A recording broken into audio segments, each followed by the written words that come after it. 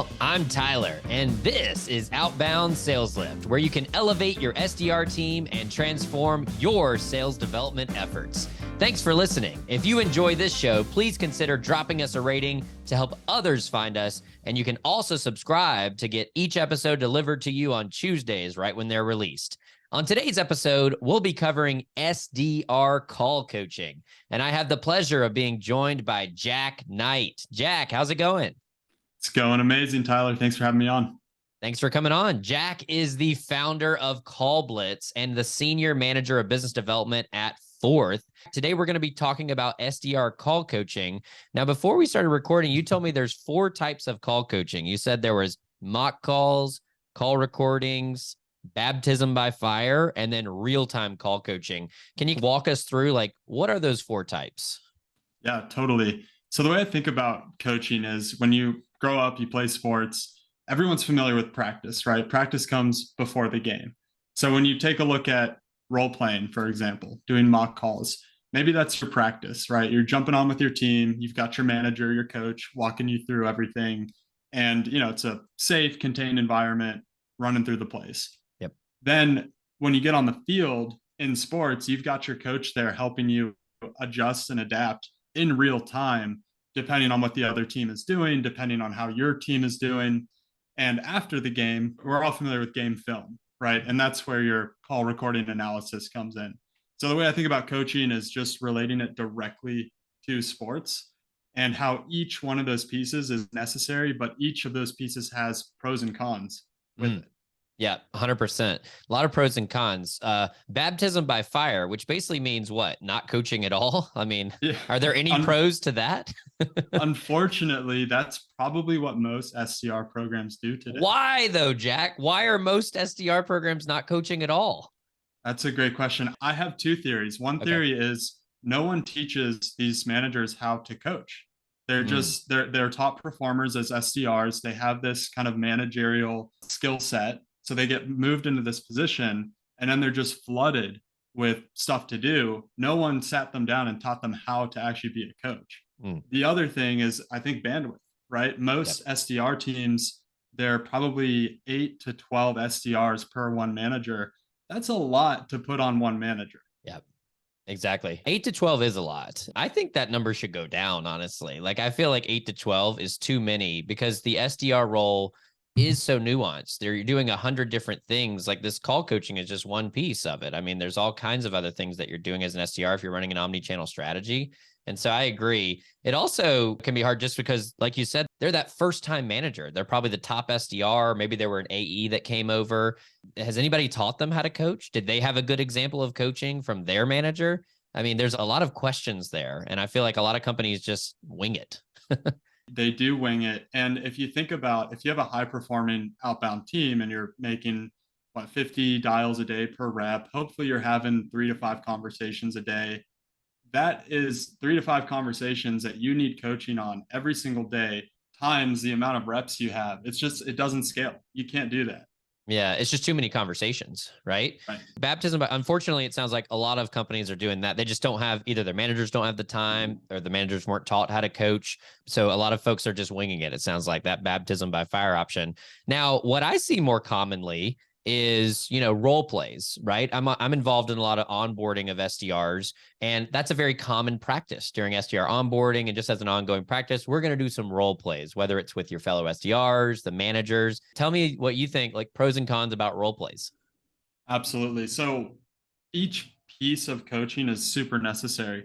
Role plays, it's probably the best way to get someone who's brand new to the phones into the flow, into that experience, that environment. Because again, you're safe. The only people sitting there judging you are your teammates, and they're there to help you. You can fail, you can mess up, they'll laugh with you. I think the pros of role playing is, again, it's very comfortable for someone to ramp into cold calling. Yep. The biggest con I see with role playing, super unrealistic. Why is it unrealistic though, Jack? For 2 reasons. One reason, you're either too nice and you don't actually want to give this new hire critical constructive feedback because, one, they're too new to pick on. Yeah. You can't, You don't want to you hurt their can't confidence. Yeah. exactly. Yeah. They're still building relationships. They don't want to feel like these big, scary, ramped reps are calling them out. So there's like that personal dynamic. The other potential that happens is you're way too harsh. And you come up with these very unrealistic scenarios where they pick up the phone, someone is like, screw you, bye, and hangs up. Like, sure, does that happen like 1 out of every 1,000 dials? Yeah. But we're in B2B. We're not doing B2C. B2B, people are way friendlier than I think we like to think. Right. It's funny when I'm doing call coaching, I definitely, or when I'm doing role plays, I definitely skew more towards the too harsh. Like I like to tell reps, like, rarely do you book a meeting with me. Now, usually it's not like what you said about just immediate hang up, but I like to throw objections at them, sometimes right out of the gates. I'm very difficult on the meetings. You got to ask me 3, 4, 5 times. If you had to choose, would you rather a manager in a role play be a little bit too easy on them or onto that harder side? Like, which one do you think is better? It could be either. Tyler, you nailed it. As a manager myself, I always go on the harder side. Yep. But I notice my reps always go on the nicer side. And it's very consistent how that happens. I think you need both. Like I think again, the purpose of a mock call is not to teach that rep how to be effective at cold calling. It's actually, for me, it's to get them comfortable with the concept of cold calling. You're going to be trying to initiate a conversation with someone who doesn't know you. How do you sound comfortable? How do you deliver tone that's going to engage this person? It actually, for me, has nothing to do with like value prop or overcoming objections, stuff like that. That comes later. First, I need your tone to sound confident. I need you to be comfortable with this whole concept of cold calling.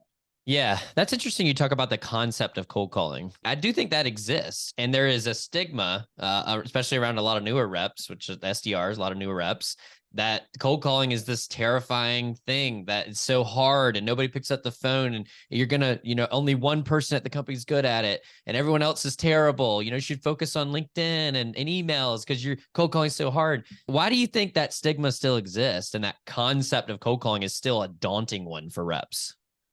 That's a really good question. And if we can solve for it, I think you and I are going to make a lot of money. I came into sales knowing nothing about sales other than, the classic used car salesman, right? Okay. And that was my perception of what sales was. I didn't even want to get into sales because I didn't want quota, didn't want pressure. I didn't want any of that. And a friend's dad convinced me to do it anyway, fell in love with it and realized B2B sales is so different because you're actually delivering a valuable solution. So I think most of what cold call anxiety, cold call reluctancy is, you're just anxious. Like you're just afraid of all of these false ideas of what it is. So as we continue talking about coaching, I do think there is some merit to this concept of baptism by fire. But unfortunately, most people, that's all they do. They don't do the mock calls. They don't do the call recording analysis. Well, at some point, I think the baptism by fire becomes good, but it's like, it's almost after you've done all these other things, right? It's after you've done role plays. It's after you've done the call recording reviews. It's after maybe you've done some real-time call coaching, then go for it, right? And then we can kind of dial in a little bit less on the back end. But if you're just doing that on the front end, I mean, I imagine a lot of these reps are just going to come apathetic and just scared, anxious, just feeling like, oh, the cold calling doesn't work, that kind of attitude, which is a bad place for one of your reps to be. Absolutely. I mean, anyone that says cold calling is dead hasn't cold called, or they have, and they haven't been coached on how to do it. Yeah. Cold calling works. It's super effective. Now, does it fit every persona in every industry? No. Yeah. Totally fair. It doesn't. But if you can learn how to cold call, if you can learn how to engage people on a phone, not only does it help you book meetings in the short term, but you're developing confidence, you're developing negotiation skills, you're developing conversational skills. So super, super important piece to any salesperson's arsenal.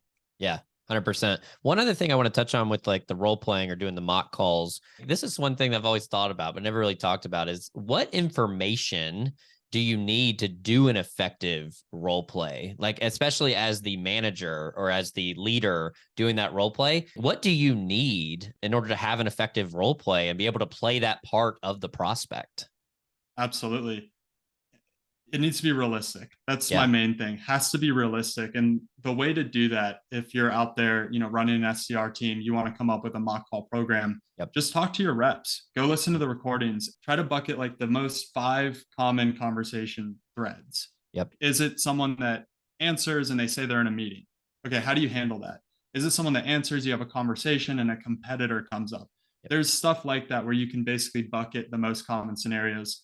I would recommend doing that to start. And there's also technologies, because what you have to think about with a role play, a mock call, you're probably pulling in the manager, the new hire, probably a teammate, maybe two. Mm, That's a lot of people and a lot of time that's not actually being used to go outbound. So yep. there's technologies. Second Nature comes to mind. They're an AI driven mock call tool.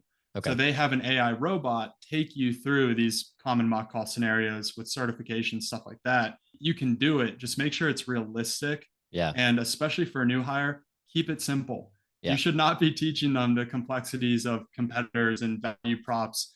They need to understand tone. They need to 100%. understand pace and rhythm. Yeah. You almost want to start with the basics there too. And you talked about, I love those common conversation threads, but maybe only introduce them one at a time. Like, let's do this Absolutely. conversation thread. Let's nail it. Get your tone down, get your delivery down. Let's get you comfortable. Then let's move on to the next one. That's another mistake I see managers making is they're trying to coach to 5, 10 different things on one role play. And what does the rep take away? It's like, okay, I need you to work on this, this, this, this, this, this. Are you ready to go again? Ring, ring. Hello, it's Tyler. The rep's like, I don't know what to do. Versus if I said, hey, Jack, I really think that your tonality is not really indicating that you feel very confident or that you're even just interested in this conversation. Maybe let's do another round and let's just work on your tone being a little bit more confident and firm. So the prospect might be a little bit more interested. How does that sound? That's way different, right? Way different. And you know how to coach, Tyler. And that's why you know that you can't throw three things to focus on at one time at a rep. I mean, again, go back to sports. When you were growing up, your coach would help you one at a time with what you're focused on. You know, maybe it's a stance, maybe it's a foot pattern you're taking, whatever that is. It's just one thing. Hey, for the next few practice plays, focus on this one thing, nail that, then we can move on. 4 quarters is better than 100 pennies. Put it Yeah, I love that analogy. That's awesome. So in addition to role playing, right, the mock calls, the other one I see most commonly used is the call recordings, right? Where we're going to go back and listen to the tape post game, right? This is after the call, strengths, weaknesses, advantages, disadvantages of like doing the call recording reviews, especially as we compare it to the role plays. Yeah. So the pros are clear, right? And I grew up playing football. So we would go play our game. The next day, we'd all get together as a team and go through the game film. And one play at a time, we would analyze each person, what they're doing. And for me as a player, I could see visually what I didn't see during the game. And Mm, you grow this awareness. So on the phones, you hear yourself talk, you hear how you respond to these things. And you're like, wow, I didn't know I sound like that. I didn't know I was going that fast. I didn't know that they actually said that. I didn't hear that on the call. So you grow this awareness of yourself as you're on the phone. So super helpful. mm, Another thing, the great thing about the recordings is it's a lot of written feedback. So you're actually storing these notes and you're kind of building a library of your own coaching, mm. scorecards, whatever it is. Yep. So you can pull out themes. And as a coach, as a manager, you should be pulling out the themes between each of your reps' calls and saying, hey, we talked about tone 2 weeks ago. For the next week with your cold calls, I want you to focus on tone. Yep. Then you look at those call recordings and you just grade on tone for the week. And again, back to what we were just saying, that one focus area is going to drive a ton of impact, a Yeah. ton of pros to call recording analysis for sure. One thing you touched on there that I want to double click on is you talked about a scorecard, right? Which I think can be really effective. Even in a role play setting, it might be effective, but especially for a call recording. Like, have you seen examples of what good looks like there for a scorecard on a call recording? Yeah. So template wise, I don't want to claim to have like the best scorecard ever, but I think with anything you do as an SDR coach, SDR manager, you have to keep it simple for the reps because they're balancing so much on a day to day. If you want to be effective, keep it simple. My self motto is KISS, keep it simple, stupid. Yep. Just because I know if I focus on one thing at a time, it's going to be way better. So template wise, the way I like to build my scorecard template is who are you? Why are you calling me? And what's in it for me? Mm, And the reason I do that is because when you get a cold call, when someone random calls you, you don't recognize the number, you pick the phone up, the first thing you're wondering is, who are you? right. And then as soon as they say their name, who they're with, okay, why are you calling? Like, why are you interrupting me? Why are you bugging me? You better have a good reason. And then that's when you share, hey, the reason I'm calling you today is XYZ. Mhm. And then get right into, okay, what's your point? What's in it for me? Yep. So the way I format my scorecards is who, why, what's in it for me. Yeah. And in that is like kind of the sub scoring of when you did your opener, how was your tone? Hmm. Did you tell them who you are? And did you answer that question? And then why are you calling me? Okay, did you get to the point right away, Yep. specifically calling you because XYZ reason? And then what's in it for me? That gets into value prop, that gets into here's how we might be able to help out. 100%. I like framing it that way because I feel like some of the scorecards I've seen for cold calls are complex, and that I like the simplicity of that because at the end of the day, like those are also the same questions that we're trying to answer, right? It's the questions that the prospects are asking and the questions that we're trying to answer. So what else would we want to score on? I mean, we could have a 1 to 10 rating on da da da da da da da da da da. But like, okay, cool. You were a 7 on this and a 6 on this and an 8 on this and a 10 on this. And overall, I'm going to give you an 8.2 or a 2.8 or whatever. Like, does that help the rep versus those are the core components of a call? Let's see how you did in those areas. I really like that framework, Jack. Yeah, we need to think at all times about if we receive this email, if we receive this cold call, how would we feel? And I Mm, think we get so complex from our point of view as the salespeople. The easiest thing to do is just put yourself in your prospect's shoes. If you yeah. got an email that said this, would you actually be interested? Yes or no? Yep. If you got a cold call and they talked about this, would you be interested? Yes or no?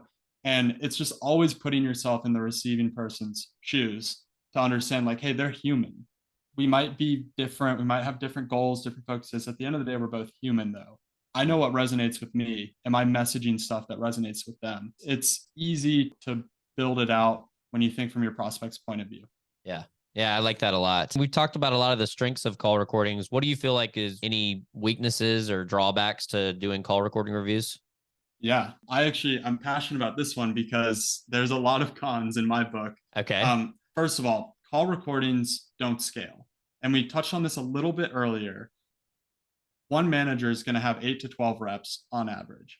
They're going to have way too many calls every week to go through and actually provide meaningful feedback. So one, doesn't scale well. Two, the feedback is old. It's stale. It's not Mm, relevant. It's not timely. Maybe a good manager is reviewing calls most likely the day after the call. yep. That rep is in a whole different mindset than they were the day before because now they have a whole new day, whole new prospects, meetings, all of that. They're not going to remember that coaching session from the day before, and they're not actually going to be able to apply it. And that's the third thing. There's the best way to learn is to go do. And Tyler, being a coach, reinforcement is the way to drive change. You cannot reinforce call coaching unless you go jump on a call block with that rep and say, okay, I watched your analysis, or I listened to your recording, did the analysis. Here's the 1, 2 things we're going to go focus on. Let's go call people now and let's go make sure that happens. Mm, There's no warranty on call recording analysis.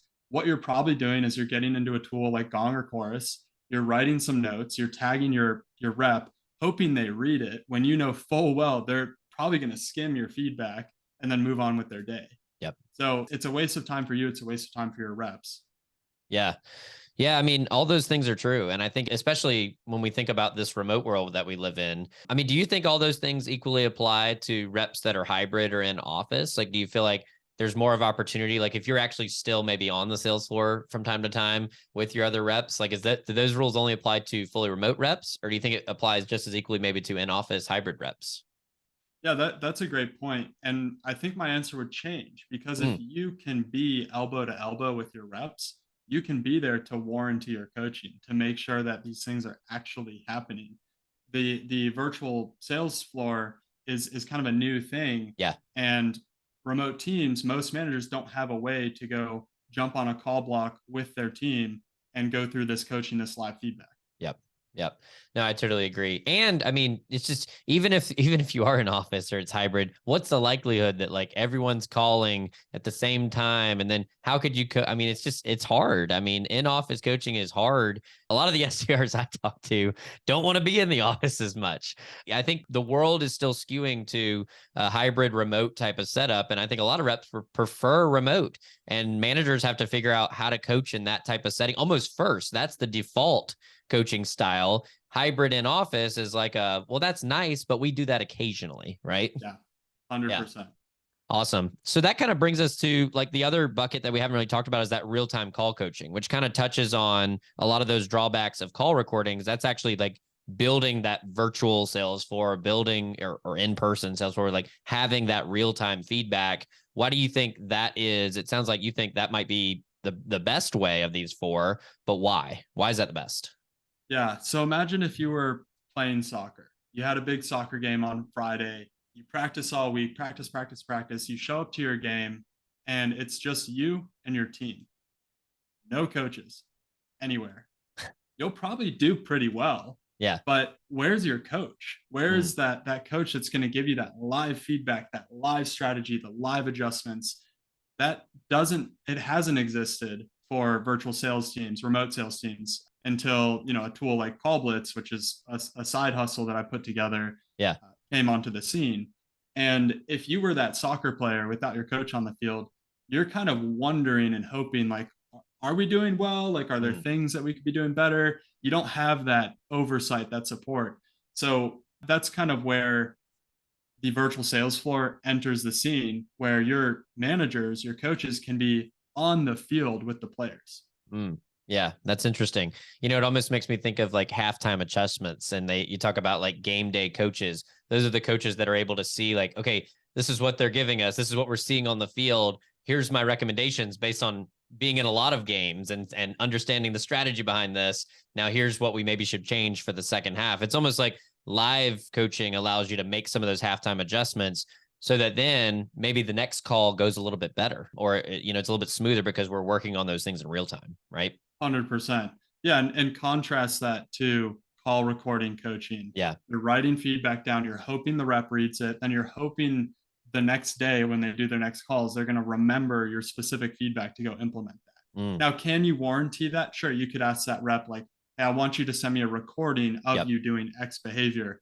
But what's way more impactful is you're on the floor with your team. You hear a rep make a call. You give them that live coaching, the live adjustments. Now go call again. And then you jump in on that next call 2 minutes later, and you're there to hear it, and you're there to give more reinforcement, more adjusting.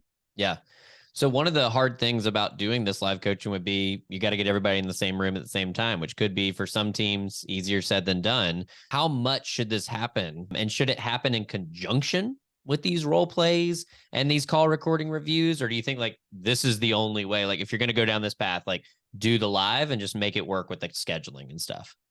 Yeah, it's a great question. I've seen teams do it. Again, it depends on your industry, depends on your persona, depends on like how much does cold calling make sense for your team. I've seen teams do a weekly formal call blitz. I've seen teams do daily stand-ups. I've seen teams do twice a day, one in the morning, one in the afternoon. Okay. So I would leave it fluid for your market, for your team, whatever makes sense. But you should do it because the live experience is going to provide the best coaching for your reps. However, that doesn't mean you don't do anything else. Again, I think mock calls make a ton of sense for a new hire. I also think mock calls are super helpful for adjusting kind of these more advanced behaviors. Like if you're going through a competitive objection, something like that, but you could still do that live. You could get off that call and be like, wow, they brought up X competitor. Right. Here's how you handled it. How do you think we should tweak that? And then go into another conversation. So even with the live sales floor, you could still do mock calls in a way. And again, I think call recording analysis is huge too. And the goal there, from my perspective as a coach, I want to teach my reps how to coach themselves. I don't want to be the single source of truth and have all the wisdom and you must come to me to get the answers. No, I want to teach you how to find the answers yourself, because that's how you're going to learn how to self-diagnose, self-adjust, and you're going to be that much better to where you can come to me and say, hey, Jack, I took this call. Here's where I think I should change, what I should do better. What do you think? Yeah. And that to me is a mature rep. That's someone who knows how to coach themselves. Yeah. One thing that I want to get your thoughts on is I've always thought during CallBlitz, like you had the advantage of getting some of that real-time feedback, right? Doing some of that live coaching. Let's talk about this right now, right after it just happened.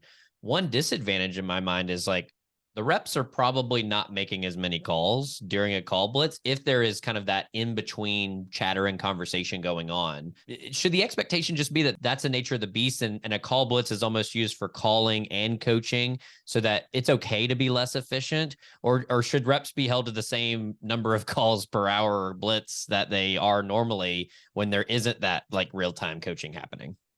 Right. And I think this is where we need to remember that our reps are humans. And if they're going to lose 10 minutes on a live CallBlitz to build relationships and have fun and laugh and make it fun, like that's amazing. You should be happy that's happening. Now, should you come up with pretty specific goals? Should you incentivize your reps? Like, hey, whoever makes the most dials, gets the most connects, you're going to get a gift card, whatever. Yeah, for sure. Build in that competition, but let them be on a sales floor together. Like we know in the office, so many hours are wasted at the water cooler.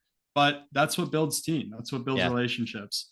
And a tool like CallBlitz allows reps to all call at the same time. Yeah. So even if you get into a coaching session after a call, that's not going to disturb the rest of the team. So everyone can still maintain productivity. Yeah. Okay. That makes a lot of sense.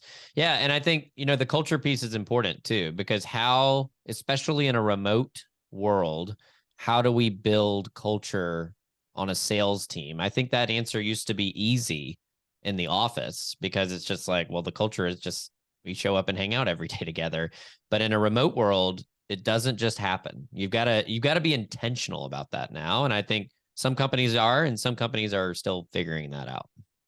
Yep. And the ones that are figuring it out are the ones that say, we celebrate culture. We love culture. Right. And culture is an active thing you have to invest in. So what I've done with my teams, bi-weekly culture huddle, where we get together for 30 minutes, open mic, anyone on the team, and we lay out the pillars of our culture, what we want to see be reflected in our culture. We ask ourselves, what are we doing today to make sure this stuff happens? And what could we do tomorrow to get even better? So you have to be actively investing in culture. Some of it happens organically, but to make sure that it's strong, you have to be active with it. 100%. Yeah, I like that bi-weekly culture huddle.